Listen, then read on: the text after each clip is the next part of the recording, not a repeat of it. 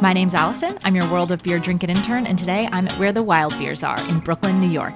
It's a bottle sharing event for wild and sour ales. Let's start with the basics. Sour beer is defined quite vaguely on Wikipedia as beer which has an intentionally acidic, tart, or sour taste. The most common types of sour beers are Berliner Weisses, Lambics, Gosses, and Flanders red ales. Sours typically have a lower ABV, ranging from 3 to 6%, and are brewed using wild yeast as opposed to commercial brewer's yeast.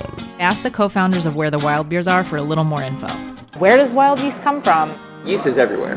There's yeast on your shoelaces, in your hair, in the air, floating around, all over the place. Most breweries, they isolate specific strains to make the beers that you know and love. Everything from very hyper craft focused, like Bell's Two Hearted Ale, all the way to Coors Light. A lot of breweries now are isolating specific strains of yeast to make sour beers as well, whether it's LACTOBACILLUS, a bacteria that metabolizes sugars into lactic acid, which lowers the pH of their environment, creating a signature sourness associated with yogurt, sauerkraut, and sour beer. Or BRETTANOMYCES. It's a non-spore-forming genus of yeast that, in the wild, lives on the skins of fruit. Under the right conditions, it produces large amounts of acetic acid, creating sour flavor.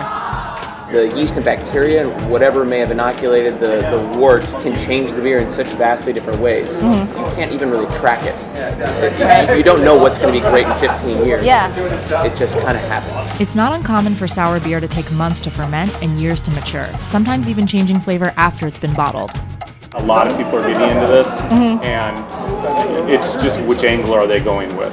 Some of it's fine filtered, some of it's pasteurized, some of it, God forbid, is sweetened. A lot of this product is alive, and it does change. I think that's something that's so interesting about it. It is very much like of a moment and of a time, and like this is what it is this time, and like you might not get it again. The United States craft beer industry right now is just exploding. Yeah. It could be the evolution of consumers really wanting something more unique. That experimentation that's happening in the consumer side is also happening at the brewer side. A lot of these breweries are experimenting with things that have never been done before.